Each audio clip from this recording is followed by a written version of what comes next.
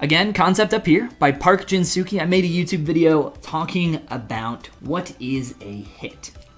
And I'll do a brief explanation of what that is right now.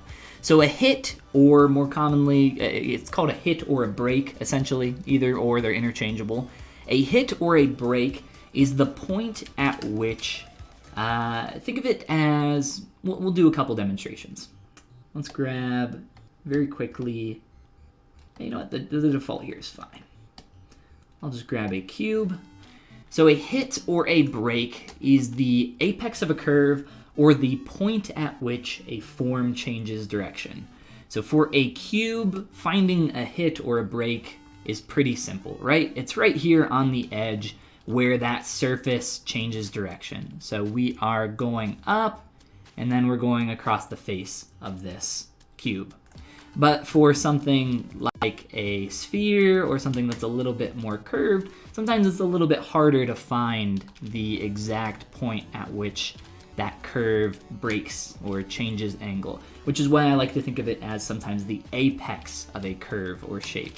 So for instance, if we very quickly just kind of nudge this in, and we'll start from tip, and we'll go from tip of the sphere to the other tip. All right, so I'll draw a silhouette here.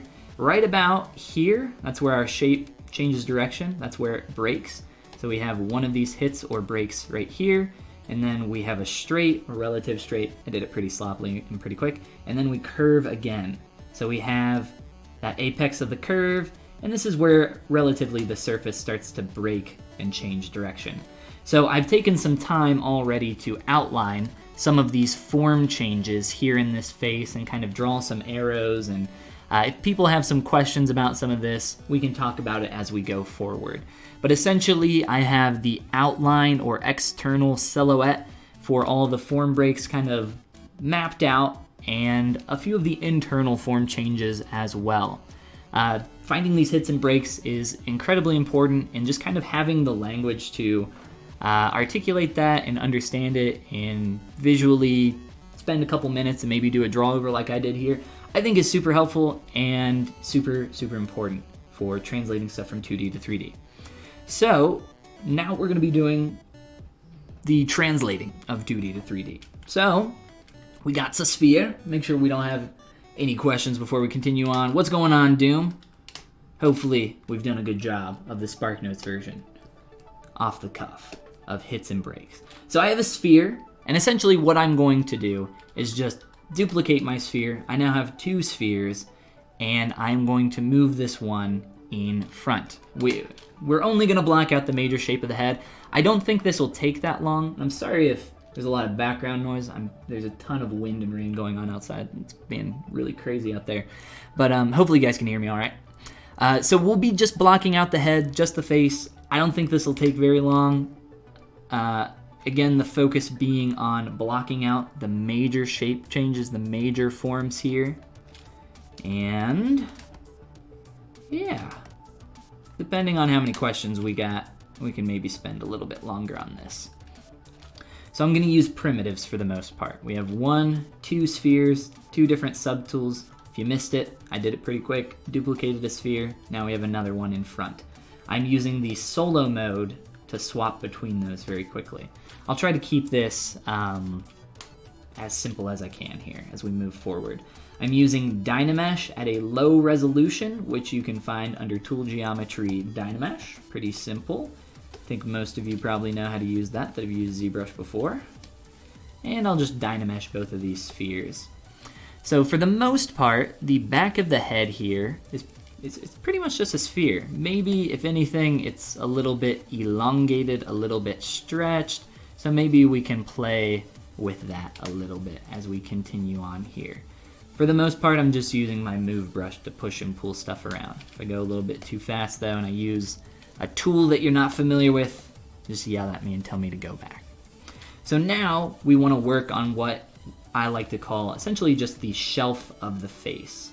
So I'm starting to shape this up. And some of the first things that I want to look at, my pen will work, there we go, is start turning around to the 3/4 view and just kind of getting an idea, the basic kind of shape of what we're looking at. I think for my outline, I've gone a little bit too long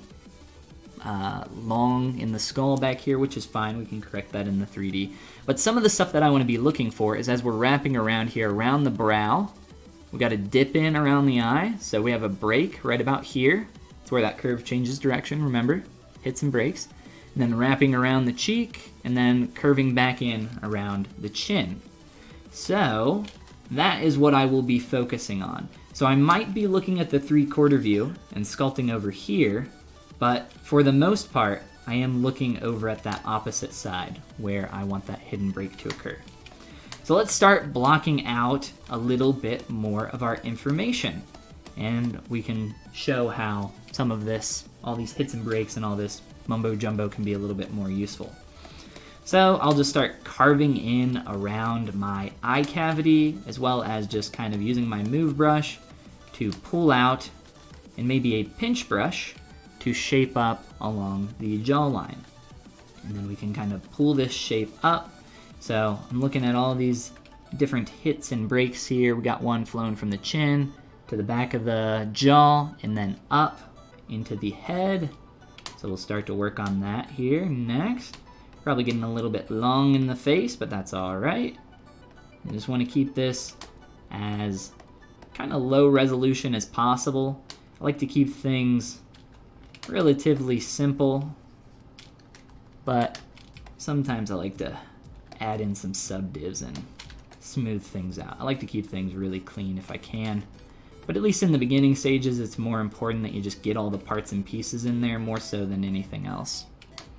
So that chin kind of comes to a little bit of a point, and the reason I can tell that is because it's, you know, a pretty small, dainty little chin, but also we have this dip in here, which is telling me that this probably isn't quite as rounded as I have it. So as we look at that 3/4 view, you know, we're quite a bit straighter now coming up from that point. If we're looking at this side here, now we want to start to get that to dip in, going the other way. I'm gonna have to bring these eyes down quite a bit. Typically for these anime style heads, the face is pretty small in comparison to the head, sub the eyes. The eyes are typically, you know, obviously huge here. So we'll have to play around with that shape as we continue forward. Emphasis being on simplicity here. So let's continue that. Make sure we didn't miss anything else here. All right, so let's continue to shape this head up a little bit. Really, again, focusing on those hits. So what's next here? We got this internal shape that's kind of creating this volume, this convexity around the cheek that flows up and around the eye, creating that concavity for the cavity of the eye. So what I'll use is a pinch brush. You can maybe use lazy mouse with your pinch brush as well. It's really up to you. I like to just use a lazy radius of 100. You can find this under the stroke menu under lazy mouse if you want to play around with that. It's a pretty fun little tool. We'll just use the move brush, I think, for now and continue to adjust some stuff. Maybe like trim a little bit here to start planing things out. And let's just kind of get an idea for what we're, kind of where we stand right now. So we're wrapping around the eye cavity. I could probably come back a little bit further. And I'm probably not going to create eyes or super detailed lips or nose. I really want the emphasis on this demonstration to be on the how simple the form is here. I am at this point probably going to dynamesh these two spheres together that I've started to warp. But before I do that, let's take another quick look at our silhouette. So we're coming down around here, around the brow. It looks like we can dip in a little bit more, get a little bit more deep there. Feel a little bit closer around the cheek, and then a dip in around the chin. So we're getting closer, that's for sure. Let's see, how we feeling now? We're getting there. I think we need some more volume here as we come up and around our cheek. I'm just using my clay tubes brush to sketch that in very quickly. And we might be a little bit long in the protrusion of the face. So what I'm going to do, use a quick mask lasso, and let's just shrink that back a little bit. Maybe a big old move brush to pull that in as well. All right, we're getting there, we're getting there. Let's kind of move this edge up a little bit more. Pull back on the eyes. And probably mess with the depth for the bridge of our nose here a little bit. Typically when I'm blocking stuff out, I like to keep my edges on whatever I'm blocking out relatively hard. I think it helps me just kind of see form and understand what I'm creating, and then it's really not that hard to go back later on and, you know, soften a transition. But just keeping that hard plane change, I think, can be pretty nice and pretty helpful.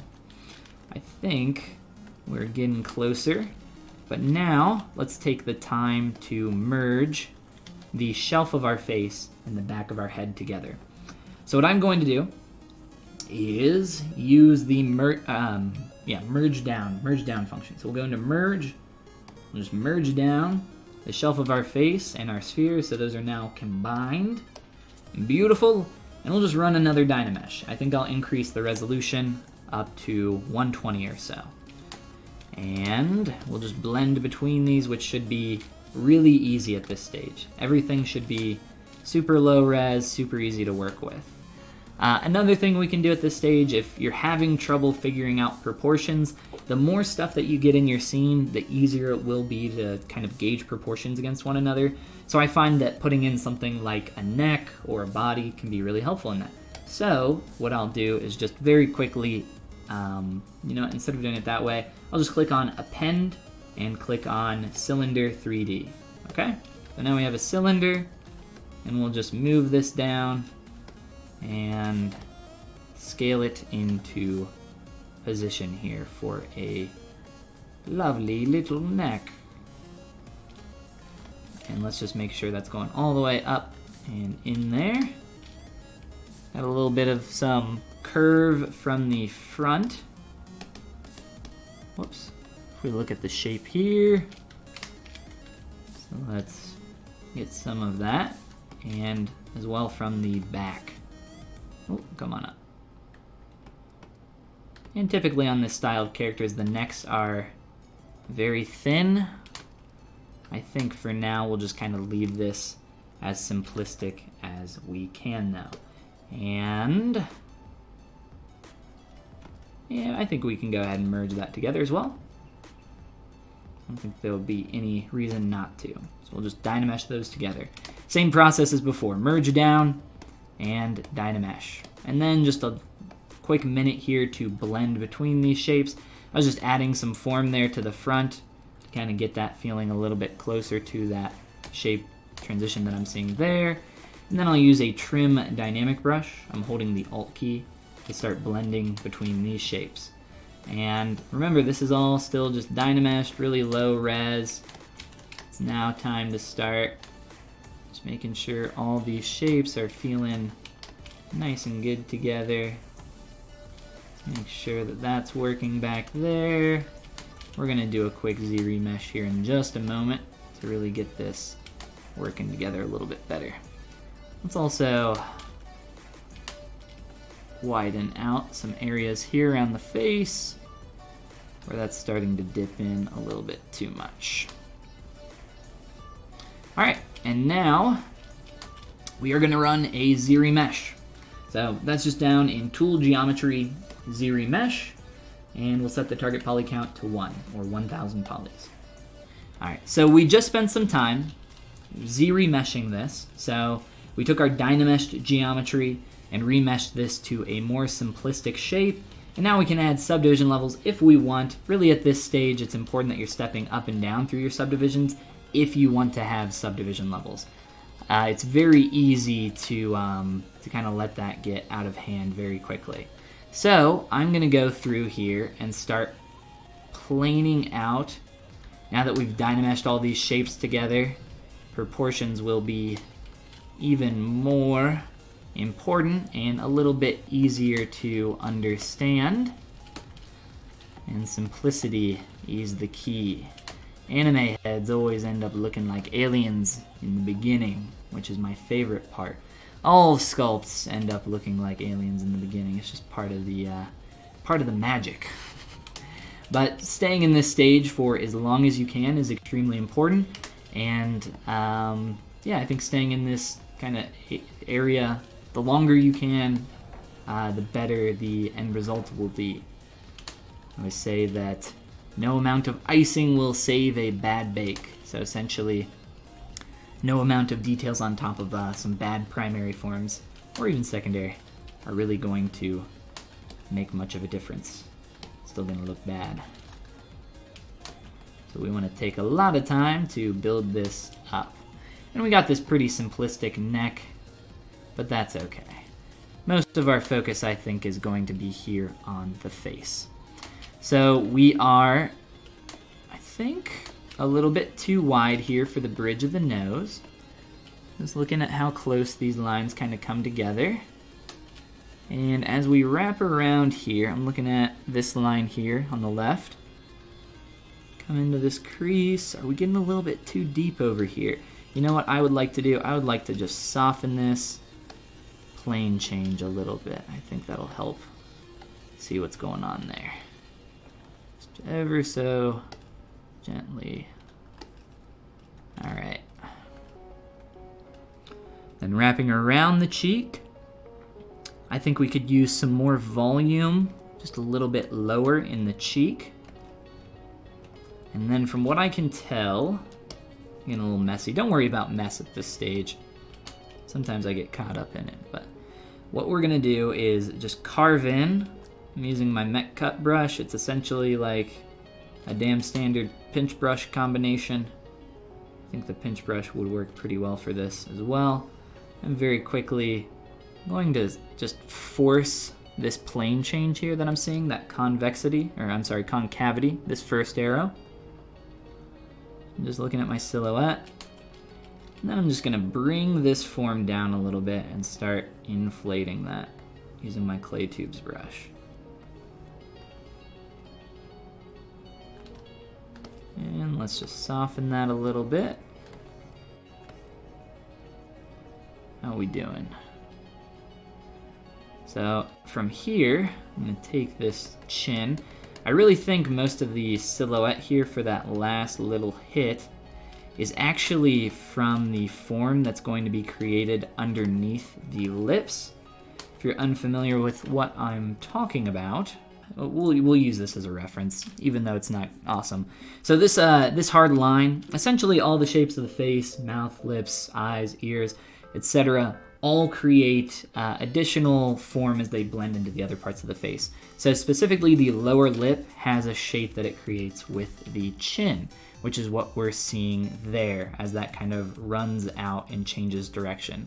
So I will probably not be able to get a ton of that form in right now, but the more I can, the happier I will be at this stage for sure. So we'll try to get that as close as we can. I think that's feeling a bit better. If anything, we could probably, pull out on those cheeks a little bit more and just make sure that we're not getting too boxy up here. All right, and very quickly, let's make sure the angle of our jaw is going the correct direction. So as we're wrapping around, this isn't just a perfectly straight line, there's actually some curve to it from what I can see. We'll do that, get a little bit of that in there, and then wrap up and around here into the head. We see how we're getting like a bubble out there. That's not what we want. Always remember that as you start to build up secondary forms on top of your primary forms, you don't want that primary form to fall flat or essentially get ruined like what's happening right now. It's very important that we nip that stuff now in the early stages. All right, and now I think with just a little bit of fading around that area, we can start to blend this pretty well. Why did you not continue sculpting with Dynamesh? So I swap back and forth between Dynamesh and ZRemesher all the time. It's actually probably one of the things that I get asked about the most. And you will figure out when you need to swap between the two. You'll figure it out for your own workflow. Just sculpt a lot. Really the answer to that question, in short, is mileage and just getting that mileage up. You'll figure it out as you keep going. But right now I have subdivision levels. The geometry is not really helping me down here in the neck. It's kind of getting really messy, so maybe I'll run a quick Dynamesh. If I need to get those subdivision levels back, that's a really quick process. If you guys want to learn more about this process and how you can swap between Dynamesh and ZRemesh and reproject information with subdivision levels, I have a video on my YouTube channel that talks about that process that I just released a few days ago. I'll share it here in chat for you guys. And Follygon, shush me, shush past me. I'll share it right here for you guys. Oh, that's weird. It gave a timestamp in that, but yes, check it out, and I think that'll help you a lot. I also talk about some of the, what would you call it, common problems that occur with projection. So I think that'll be good. But yes, this is Dynamesh now. Oh no, it's ruined, right? No, it's not. We can get those subdivision levels back very, very easily. I'll just take some time to clean up some of this form though. We're getting a little crazy. I think we got most of the primary shapes in there for what we're looking for the shape of our head. Most of what I would do now, it would just be starting to move up from this level to start sculpting the nose, the eyes, the lips, the ears. And after I got everything in, then I would do another proportional correction. I think it's bad to, once you get to a point where you're comfortable with your proportions enough to move forward, I say go ahead and do it, because once you get all the parts and pieces in there, things really start to come together a lot easier. And it's so much better once you're in that stage to figure out proportions than it is in this stage. But for the blockout, you do want to spend your time here.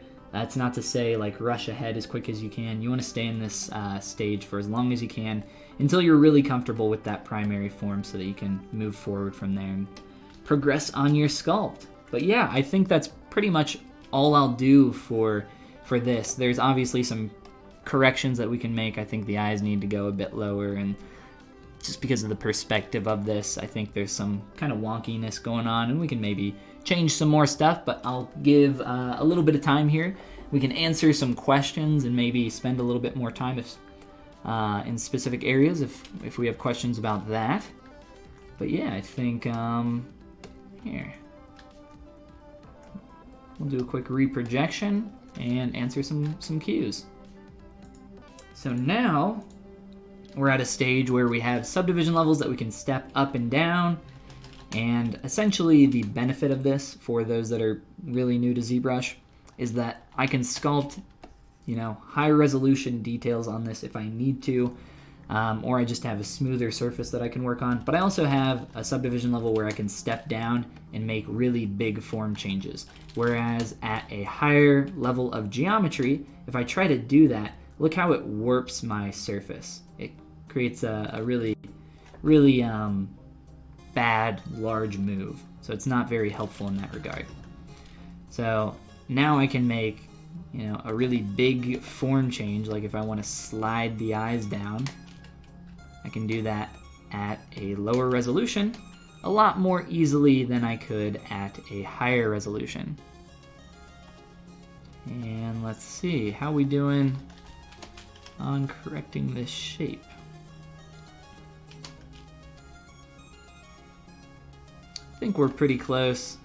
Like I said, I would probably spend more time on this once I got the eyes and everything else in here. Let's see. But in terms of most basic primitive shape, if we look at this from the silhouette, I think we're looking pretty good. Cool. Well, as long as we don't have any more questions, we can move on to the next thing. Let's see. Take a look at one more look at this from the profile. Maybe from the top view, that's actually not too bad.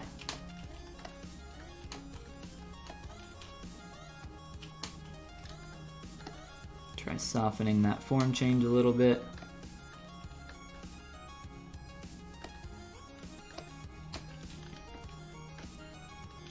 All right, cool. All right, I think that's looking pretty good, like I said. In terms of the hard edges, again, I'll mention, I like to plane out stuff really tight, obviously, but then after this, we could probably come back through and start softening some of these sharper transitions around stuff like the jaw, if that's feeling really hard and awkward. But just taking the time to really focus on the silhouette of what you're creating. Think about the hits and breaks of your shape. I think all that's really important, and hopefully that demonstration was helpful for you guys. But yeah, from here.